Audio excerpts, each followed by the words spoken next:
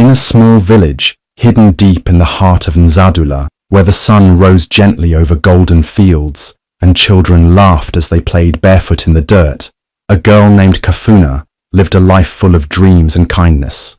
She was the kind of person everyone admired, smart, hard-working, and filled with hope. Her smile could light up even the darkest corners of the village. Kafuna wasn't just another girl. She was a symbol of what the future could be, a future brighter than the struggles her family faced every day. Her family wasn't wealthy, but they had each other. Her mother, Zawadi, would wake up before dawn to prepare food, while her father, Jabari, worked tirelessly in the fields. Kafuna's older brother, Omari, carried the weight of being the eldest son, feeling the unspoken pressure to protect and provide. They didn't have much, but their love for each other seemed to be enough. Kafuna had dreams, bigger than Zadula. She wanted to become a doctor, to heal the sick and bring pride to her family's name. She studied late into the night, under a flickering lantern, her fingers tracing the words in old borrowed books. The villagers admired her determination. They would whisper, "Kafuna will make it one day. She'll make this village proud." But life has a cruel way of twisting even the purest of hopes. What no one knew, not even Kafuna, was that the very people she loved the most would soon make an unthinkable decision, one that would change her life forever. Kafuna believed her family would do anything to support her dreams. She never imagined they would become the ones to destroy them. Kafuna was the kind of girl who believed the world could be a better place, not just for her, but for her whole family. She wasn't like the other children who spent their days playing by the river or chasing goats through the fields. While they laughed and ran under the sun, Kafuna sat under the shade of an old baobab tree, her head buried in books that were worn and faded from years of use. She didn't mind though. To her, those books were treasures. They held the key to a future where her family wouldn't have to struggle anymore. She dreamed of becoming a doctor, not for wealth or fame, but because she wanted to help.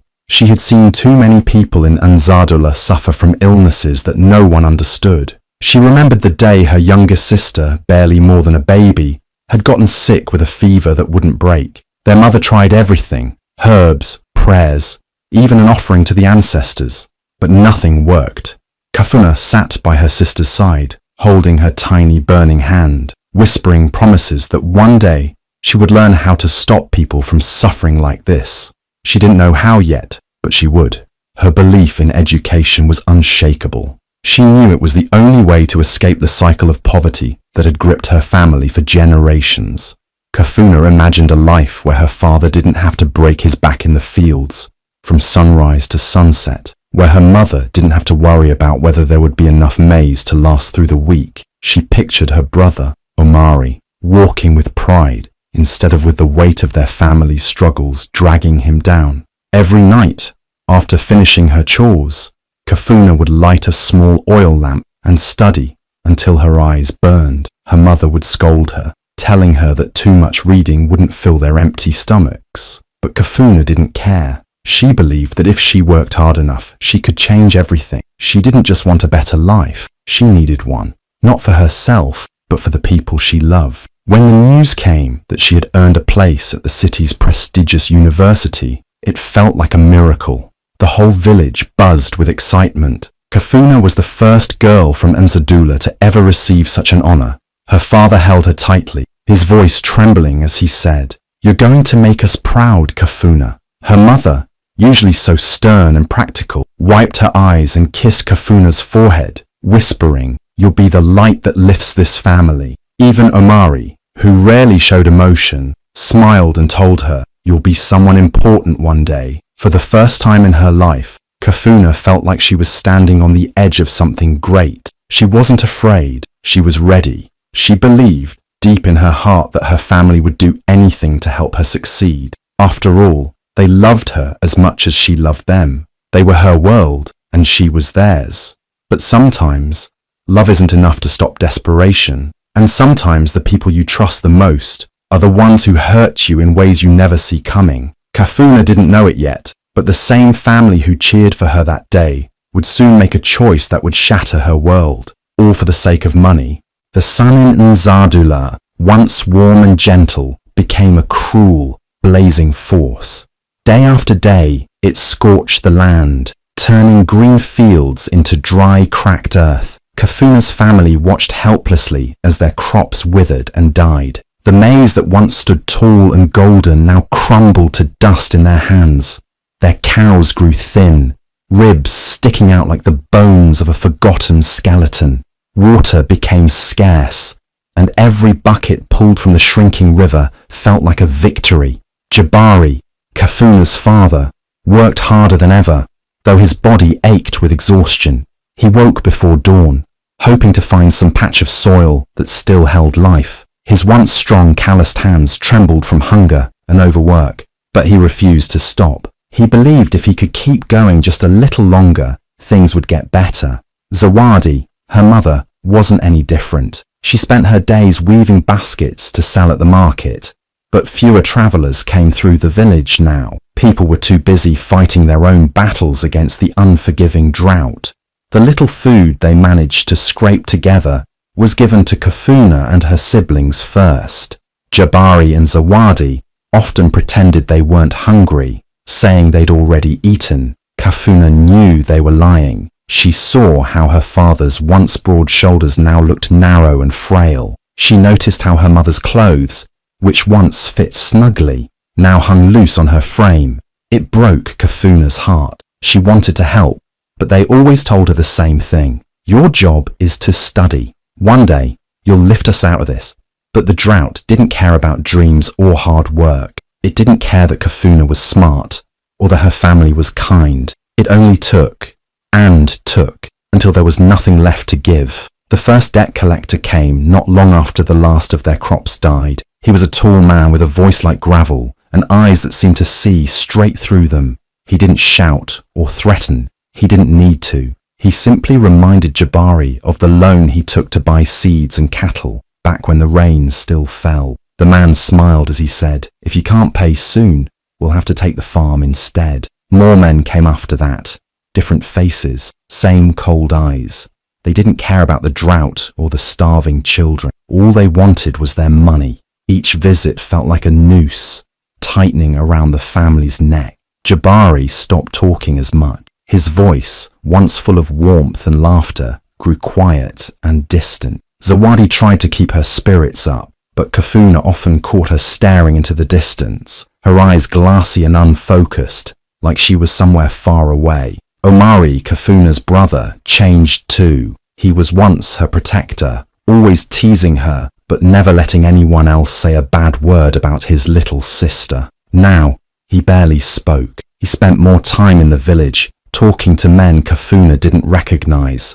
When he did come home, his face was hard, his eyes guarded. He stopped smiling. Kafuna didn't understand what was happening. She just knew her family felt different, like a shadow had settled over their home, and no matter how brightly the sun blazed outside, it couldn't chase it away. The weight of the debt hung over them like a curse. Each day, the fear of losing everything grew heavier. Kafuna still believed they could make it through somehow. She believed her family's love was stronger than any hardship. What she didn't realize was that desperation can twist even the purest hearts. And when people have nothing left to lose, they sometimes make choices that can never be undone. One scorching afternoon, when the air felt thick and heavy with despair, a stranger arrived in Nzadula. His name was Bantu, a wealthy trader who traveled from village to village, known for his silk robes and rings that gleamed like stolen sunlight. He didn't look like he belonged in a place where children cried from hunger and fields lay barren. His clothes were clean, his shoes polished, and his skin glistened as though the heat didn't dare touch him. Bantu came with promises. He spoke of gold, food, and a life without struggle. Words spread fast. People gathered around him like moths to a flame, listening to his smooth, honeyed voice. He claimed he could erase debts, rebuild farms, and make the drought feel like a distant nightmare. All he asked for in return was a little sacrifice. Kafuna's family, desperate and broken, couldn't resist listening. Jabari stood at the edge of the crowd, his face lined with worry. Zawadi clutched her shawl tightly, her eyes flickering with a hope she was too afraid to hold on to.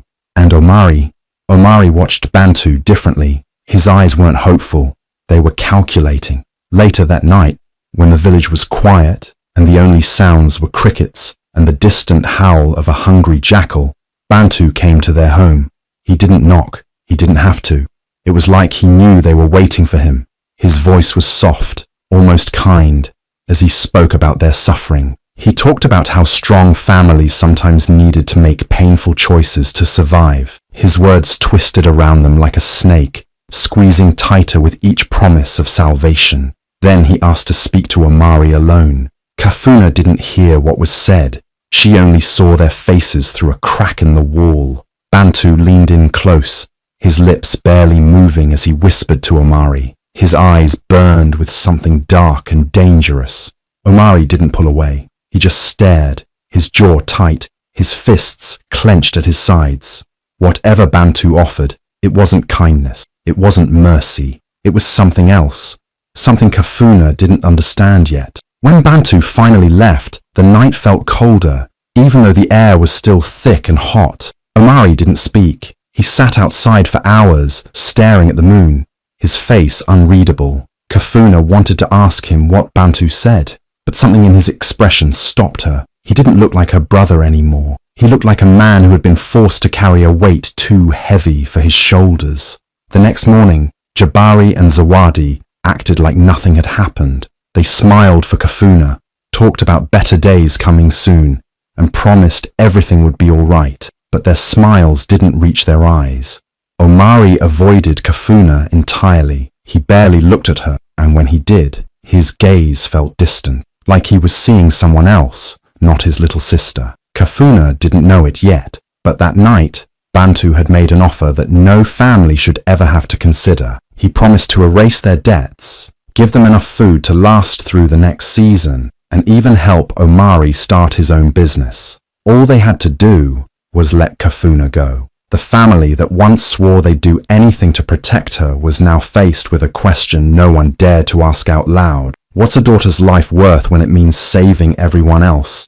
And Omari, the brother who once shielded Kafuna from every danger, was now the one holding the answer. Omari couldn't sleep that night. Bantu's words echoed in his mind, twisting and turning until they no longer sounded like a terrible idea. They sounded like the only way out. He sat outside, staring at the stars, his heart pounding in his chest. His little sister, Kafuna, had always been the light of their family. She was smart, kind, and full of hope. Hope that the rest of them lost a long time ago. But hope didn't fill empty stomachs or chase away debt collectors. Hope didn't stop his father from getting weaker by the day, or his mother from crying when she thought no one was watching. Bantu's offer wasn't even spoken outright. It was a whisper, a suggestion that slithered into Omari's ear like a curse. If Kafuna were to disappear, Bantu had said, his voice smooth and low, your family would never have to suffer again. No more hunger, no more debt. A new life, a better life. Omari hated himself for not saying no right away. He loved Kafuna. She wasn't just his sister. She was his shadow, growing up, always trailing behind him, asking questions, laughing at his jokes, believing he could do anything. But now, he couldn't even protect her from the cruel reality they were living in. Every day, he watched his father's strength fade and his mother's eyes grow dull. He watched their farm turn to dust and heard the debt collector's threats grow louder. He saw the fear in his mother's eyes when she realized they had nothing left to sell. Omari tried to think of another way. He tried to imagine stealing from the traders in the market or running away to the city to find work. But no matter how many ideas ran through his mind, they all ended the same way. His family starving, their land taken, and Kafuna still leaving for the university, never knowing what happened to them after she was gone. Bantu's offer dangled in his mind like forbidden fruit. Enough money to pay off the debts, enough food to last for years, a future where his mother smiled again, where his father didn't look broken, and where Omari wasn't a failure who couldn't provide for his family. All it would cost was Kafuna. He tried to tell himself she would understand, that she would forgive him if she knew it was the only way to save their family. Maybe she wouldn't even suffer. Maybe Bantu would take her somewhere far away, where she'd have a better life too. He clung to that thought like a lifeline, because the other possibilities, the ones where Bantu wasn't the savior he pretended to be, were too horrible to imagine. Omari wasn't a bad person. He wasn't cruel, but desperation changes people. It turns love into weakness and hope into a burden. He thought about their father collapsing in the field last week, too weak to stand. He remembered his mother's trembling hands as she counted the last of their food. He heard the debt collector's voice, cold and final, saying they had 1 week left before they lost everything. The next morning, Omari made his decision. His heart felt like stone, heavy and cold in his chest. He couldn't look at Kafuna without feeling sick, but he told himself this was for her too, that without this sacrifice she'd come back to a dead family and an empty home. So when Bantu returned that evening, his eyes sharp and knowing, Omari didn't stop him. He didn't fight. He didn't beg for another way. He simply nodded, his voice barely a whisper as he agreed to the unthinkable plan. Kafuna would disappear and the family would live. Omari told himself he wasn't a monster. He was just doing what needed to be done.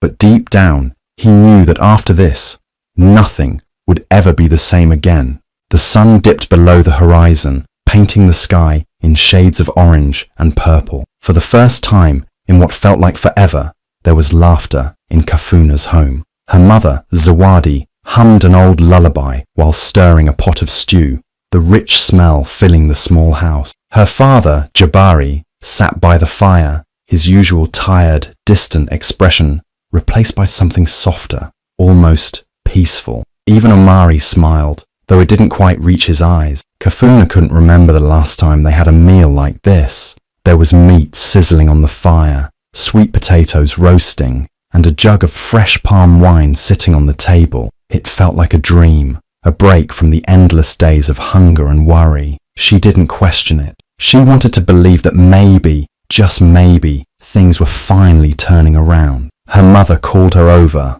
wrapping her in a tight hug. "Tonight, we celebrate you, my daughter," she said, her voice trembling. "You've made us so proud. The first from our village to go to the university." Kafuna's heart swelled with joy. This was all she ever wanted, to make her family proud, to give them a reason to hold their heads high again. She looked at Omari, who sat quietly by the door, his head down. "Omari, you're quiet tonight," she teased. "Are you not happy for me?"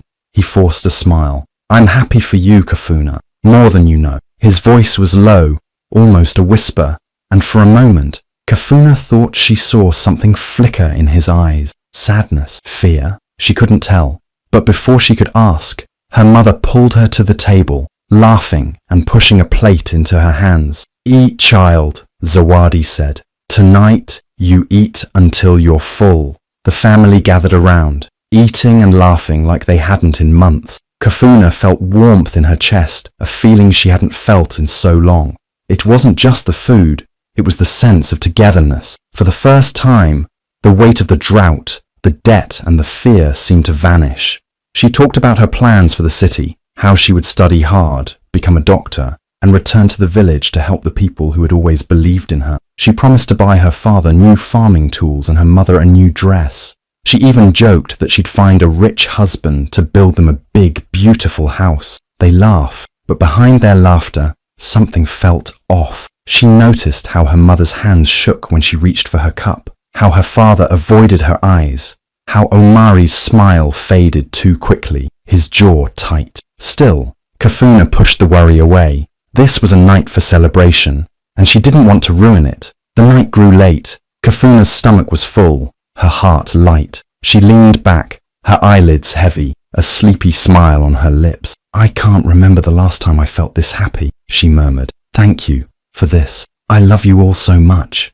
Her mother looked away. Her father cleared his throat but said nothing. Omari stared at the ground, his fists clenched so tightly his knuckles were white. Kafuna didn't see the way her mother wiped tears from her eyes. She didn't see the guilt etched into her father's face, and she didn't see the way Omari's shoulders shook, his breath hitching as he fought the war inside his heart. She didn't know this wasn't a celebration, it was a goodbye. And by the time she realized the truth, it would be too late. The night was cooler than usual, a soft breeze whispering through the trees.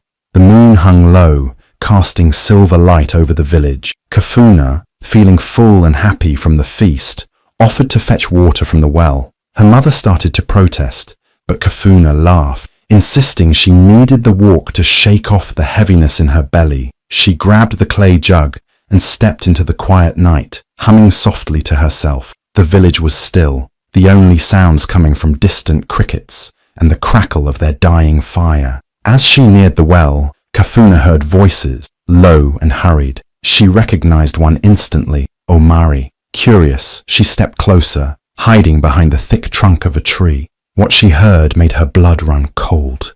"She won't feel anything," Bantu's smooth, snake-like voice murmured. "It'll be quick. Your family will be free, rich even. You'll never have to struggle again." There was silence for a moment. Then Omari's voice came, broken and raw.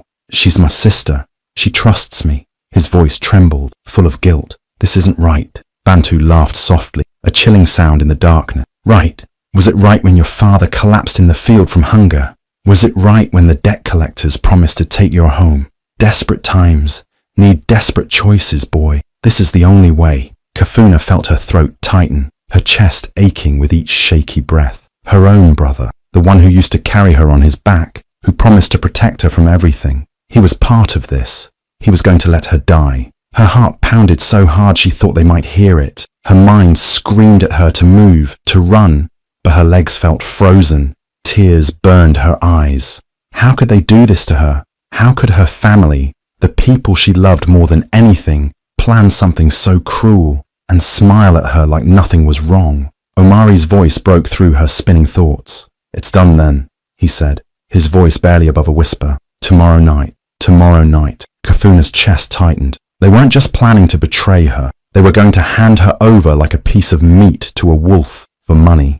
Her breath hitched, loud in the quiet. Bantu's head snapped toward the sound. Kafuna's heart seized. She couldn't stay. She couldn't let them find her. Before they could see her, Kafuna turned and ran. She didn't care about the noise, didn't care if they heard her now. Her bare feet slapped against the dirt path, rocks digging into her skin, but she didn't stop. Branches tore at her arms and legs, scratching her, but the pain didn't matter. All she could think about was getting away, away from Omari, away from Bantu, away from the family that had decided her life was worth less than a pile of coins. Tears blurred her vision, but she didn't slow down. She ran past the well, past the village's edge, and into the dark forest beyond. The trees swallowed her whole, their twisted branches reaching like claws. The night was alive with sound, rustling leaves, distant animal calls. But Kafuna didn't care. She couldn't stop. She didn't know where she was going, only that she had to get as far away as possible. Her lungs burned, her legs screamed in pain, but still, she ran. Her body felt like it might collapse, but the thought of Omari's voice, the betrayal in his words, pushed her forward. She couldn't let them find her. She wouldn't let them win. Somewhere deep in the forest, where the moonlight barely touched the ground, Kafuna finally collapsed, gasping for air. Her body shook with sobs, her heart shattered. She wasn't safe yet, but she was free, for now. The sun rose sluggishly over Nzadula, casting a dull, unforgiving light on the village. It had been days since Kafuna disappeared. Her mother wept openly, wailing her name into the wind, while her father sat in silence, his eyes hollow and lifeless. Omari stayed away from them, his stomach twisted with guilt and fear. He told himself Kafuna was probably lost, maybe hurt, but she was strong. She'd come back. She had to. Bantu returned, just as he promised. He arrived on horseback, his silk robes as pristine as ever, a heavy sack slung over his shoulder. Omari's heart pounded as he saw him approach. This was it, the reward, the end of his family's suffering. He told himself it was worth it. He had to believe that. Bantu didn't bother with pleasantry. He tossed the sack to the ground in front of Omari, the weight of it thudding against the dirt. Omari stared at it, his throat dry. He expected gold, enough to save his family from ruin, enough to make the pain mean something. But when he opened the sack, his heart stopped. It wasn't gold. It was ash, cold, dark ash. Bantu smiled, but it wasn't kind. You thought betrayal comes with a reward, boy? You gave me your sister's life for nothing but dust. Desperate fools like you are easy to manipulate. His voice was low, almost amused. Your family's shame is your true payment.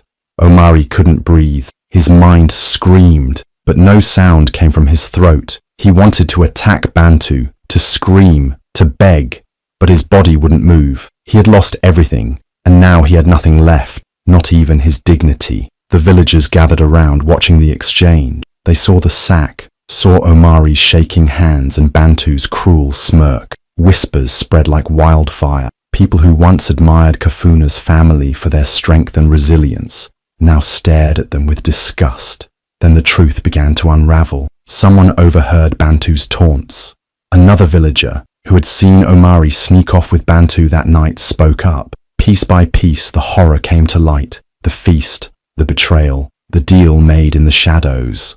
Gasps filled the air as the elders were summoned. Jabari and Zawadi pleaded, saying they never wanted this.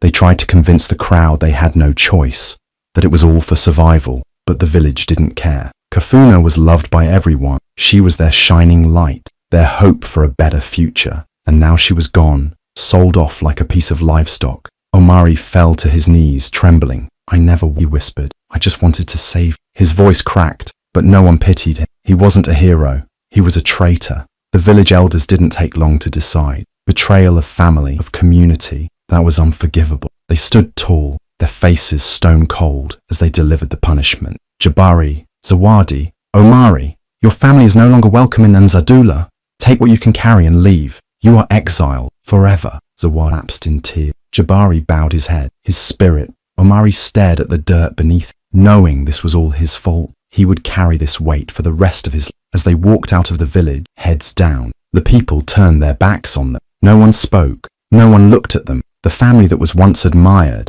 was now a symbol of shame. And somewhere, deep in the forest, Kafuna, heartbroken and alone, didn't know that her family had already lost everything. They betrayed her. Months passed, and the village of Nzadula carried on. Though it wasn't the same without Kafuna, her disappearance became a painful memory, a story whispered among the villagers. Life moved forward, but the weight of her absence lingered. Children still played in the fields. Elders still gathered to share old tales, but the spark of hope Kafuna once carried seemed to vanish with her. One day, as the sun hung high and hot in the sky, a figure appeared on the dusty road leading to the village. At first, people squinted, thinking it was a trader or a traveler passing through. But as the figure came closer, the whispers started. The woman walked with grace, her head held high. She wore a beautiful dress, woven with rich, colorful fabrics the village had never seen before. Gold bracelets jingled softly on her wrists with each step, and her hair, once braided simply, now flowed in thick, elegant curls. It wasn't until she reached the village center that someone gasped aloud, "Kafuna! It's Kafuna!" The name rippled through the crowd like a wave, disbelief and awe mixing together.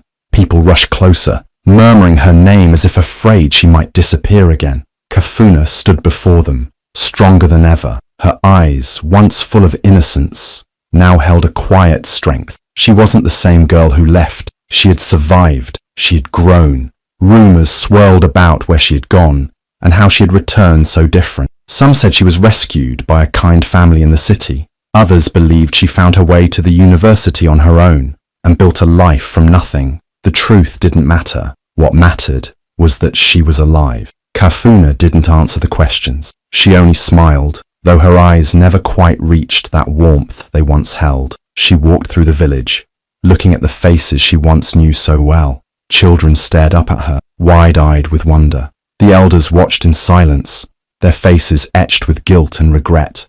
Word of her return spread quickly. Even her family, now living in a small hut outside the village, cast out and broken, heard the news. Zawadi wept, trembling with both relief and shame. Jabari sat in silence, his head in his hands. Omari couldn't bring himself to face the truth. He didn't deserve to see her again. The villagers gathered, expecting Kafuna to speak, to tell them where she had been and what had happened. But instead, she gave them something else, something no one expected. Kafuna announced she had come back to build a school, a place where children could learn, grow, and chase dreams, just like she once dreamed of doing. She promised no child would ever have to leave the village to find a better life. The better life would come to them. The village erupted in cheers, grateful and humbled. They saw Kafuna not as a victim, but as a hero, a survivor who returned not with anger, but with a gift. But Kafuna's eyes never wandered to the edge of the village where her family waited in silence, hoping for forgiveness. She never spoke their name, never acknowledged their presence. Her heart still carried the weight of their betrayal, and some wounds, no matter how much time passes, can never fully heal. Kafuna didn't come back for them. She came back for the village, for the children who still believed in something better. And with that, she became more than the girl they once knew. She became a legend. Sometimes, the deepest wounds don't come from strangers. They come from the people you trust most.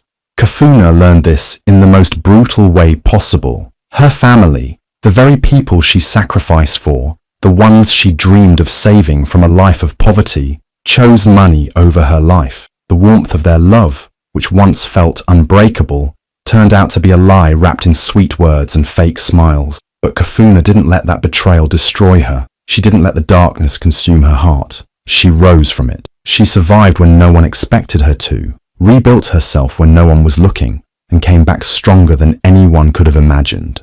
Her return wasn't to seek revenge or to demand answers. She didn't scream, cry, or ask why they did what they did. The truth was, she already knew the answer. Desperation makes people do unthinkable things. That didn't make it right, and it didn't make it hurt any less. But Kafuna realized something important. She couldn't change the past. She couldn't undo what her family had done. So, she chose to change the future instead. She poured her strength into something greater than herself, into her village, into the children who still had hope in their eyes. She built a school so no child would ever have to leave home to chase their dreams the way she once thought she had to. She gave her people knowledge, opportunity, and the one thing she was denied, a chance at a better life without sacrificing anyone they love. Yet, despite her kindness, despite her success, the one thing Kafuna never gave her family was forgiveness. They watched her from afar, broken and ashamed, but she never looked their way, not once, not because she hated them. No, Kafuna didn't have hate in her heart anymore. It was because the part of her that once needed them was gone. They weren't her family anymore, not after what they did. Kafuna's story isn't just one of betrayal. It's a reminder that sometimes the people we love most are capable of hurting us in ways we never imagined. It's a warning that even the closest bonds can be shattered by greed and fear. But more than that, it's a lesson in resilience. Kafuna didn't let betrayal define her. She didn't let it make her cruel or bitter. She let it make her unstoppable. The question is, if you were in Kafuna's place, would you have the strength to rise from the ashes? And more importantly, could you ever forgive a family who chose money over your life?